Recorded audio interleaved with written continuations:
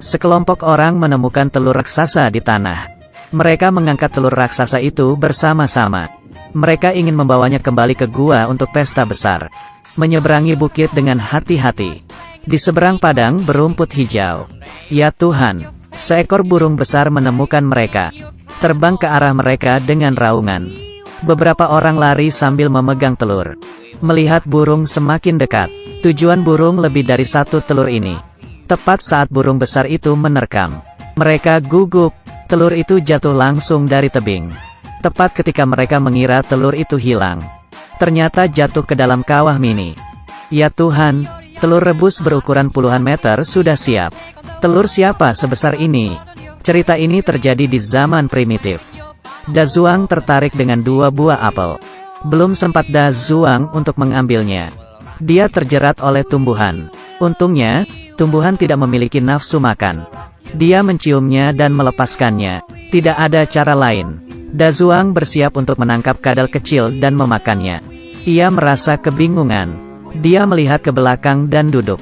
Ya Tuhan, ternyata itu adalah kadal raksasa sepanjang 20 meter. Orang ini dengan cepat lari. Binatang raksasa mengejar dengan kecepatannya. Dia mencari bantuan dari bosnya. Tapi ternyata semua orang ketakutan. Bosnya bahkan lebih ketakutan. Langsung menggulingkan pria itu. Menginjak punggungnya dan berlari ke arah pohon. Kemudian dia naik ke atas pohon. Menyingkirkan semua adik laki-laki. Binatang ini ingin naik ke pohon itu dan tidak berhasil. Kadal dengan lembut mendorong pohon itu dan pohon itu jatuh. Semua orang di batang pohon ikut jatuh. Kemudian kadal besar membawa beberapa orang. Ayam jantan berkokok di malam hari. Keesokan harinya, mereka keluar dan terus memetik makanan. Setiap kali menemukan makanan baru, bos akan memerintahkan Da Zhuang untuk mencobanya terlebih dahulu. Da Zhuang dipaksa untuk menggigitnya. Rasanya sedikit manis saat pertama kali memakannya. Tapi saat dia memakannya, mata kecil itu menutup perlahan. Dia pingsan. Setelah matahari perlahan turun, bulan naik perlahan. Da Zhuang ingin marah karena kesepian. Bos membuangnya. Seorang lelaki tua buta sedang mengambil langkah-langkah kecil dengan santai. Tiba-tiba monster besar menghalangi jalan. Ya Tuhan, ini sebenarnya adalah Tyrannosaurus Rex yang kelebihan berat badan. Orang tua itu tidak tahu situasinya. Mulailah mendorongnya dengan kepala. Ini membuatnya sedikit bingung. Setelah orang tua itu menyentuhnya beberapa kali, dia langsung memukulnya. Ya Tuhan, melempar tongkatnya. Saat orang tua itu sedang mengambil tongkat, Saudara Long menyelinap pergi tanpa memutar kepalanya yang sakit. Setelah beberapa langkah, Saudara Long menoleh ke belakang. Mengonfirmasi tampilan. Ini adalah orang yang ingin saya makan. Trio Da Zhuang sangat ketakutan sehingga mereka melarikan diri. Saudara Long menjulurkan lidahnya dan mengejar mereka. Da Zhuang sangat ingin mencabut pohon itu. Akibatnya pohon tersebut berhasil ia cabut. Saudara Long mendorongnya. Batang pohon kecil itu tersangkut di tubuhnya. Kali ini, Saudara Long kembali kesakitan. Dia akan pulang untuk menurunkan berat badan. Da Zhuang merasa dirasuki oleh Dewa Perang. Datang ke gua untuk mengambil air kui. Ini membuat marah bos yang kuat. Bos mengangkat beberapa ton batu dan menghancurkannya. Melebih-lebihkan kekuatannya. Keesokan harinya, ketika beberapa orang sedang mencari semangka di tanah, ia bertemu dengan binatang raksasa lagi. Bintang ini terlihat cukup kuat kali ini. Memakan semangka besar. Ya Tuhan, Da Zhuang mengambil semangka dan melemparkannya. Dia mencobanya. Semangka baru saja melewati hidung kadal. Binatang melihat dengan mata juling. Kali ini benar-benar berakhir. Dia tidak bisa melihat dengan benar bagaimanapun ia menggoyangkannya. Itu saja. Krisis tersebut dengan mudah diselesaikan oleh Da Zhuang. Tiba-tiba ada guntur. Langit marah karena hujan lebat. Beberapa orang bergegas ke lubang pohon untuk melarikan diri. Sebuah ledakan. Pohon besar tersambar petir. Ada api yang berkobar dalam sekejap. Ya Tuhan, api pertama di dunia lahir seperti ini. Pada saat ini, kakak yang putus asa telah muncul lagi. Da Zhuang tidak sengaja menginjak api saat melarikan diri. Kaki yang terbakar terasa sakit untuk sementara waktu. Ide yang cerdas. Memikat raksasa di atas api. Kakak naga pemarah. berlari tanpa mengatakan apapun, dan menginjak api. Ia melihat api semakin kuat dan kuat. Aroma daging panggang perlahan keluar. Beberapa menit kemudian, raksasa berkulit tebal hanya mengingat rasa sakitnya.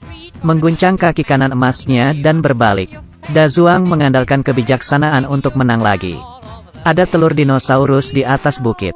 Da Zhuang memutuskan untuk mencuri telur itu. Untuk pesta besar. Beberapa orang meneriakkan nomor 121. Membawa telur dan berjalan sangat berirama. Dia tidak ingin membunuh Cheng Yaojin di tengah jalan. Kedua geng itu membajak telur itu.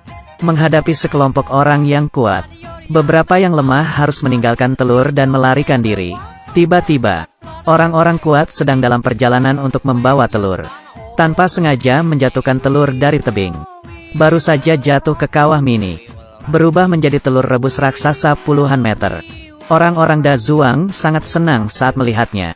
Ambil sepotong dan mencobanya. Terlalu enak. Ya Tuhan, ini makanan enak di bumi. Beberapa orang pergi dari sini dengan telur di punggung mereka. Keesokan harinya, Long raksasa ini tidak menemukan telurnya.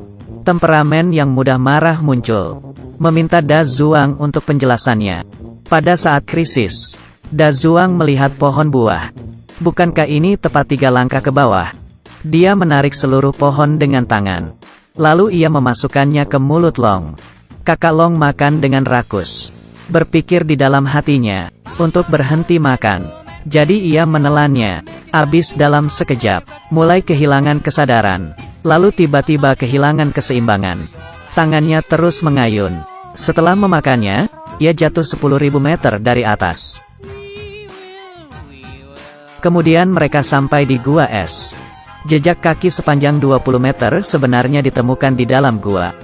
Masuk ke dalam lagi. Mereka menemukan raksasa yang meninggalkan jejak kaki. Dan temannya yang hilang. Orang-orang Da Zhuang melepaskan teman mereka. Ia tidak menyangka raksasa juga akan keluar dari es. Mereka akan berpelukan dengan lengan raksasa yang panjangnya 2 meter. Orang-orang lari ketakutan. Saling berpelukan agar merasa hangat. Pelukannya sangat buruk. Setelah beberapa orang mencoba melarikan diri dari gua tersebut. Dengan kepandaiannya sendiri, membuat senjata pertama dalam sejarah. Dan helm pertama. Dengan senjata dan helm, mereka mulai bertahan hidup. Menyerang bosnya. Mereka menggunakan ketapel untuk menembak adik laki-laki itu. Adik laki-laki itu membuat semua orang keluar. Dengan senjata dan pelindung, mereka bisa mengalahkan musuh. Mereka memenangkan kemenangan pada akhirnya. Akhir dari cerita.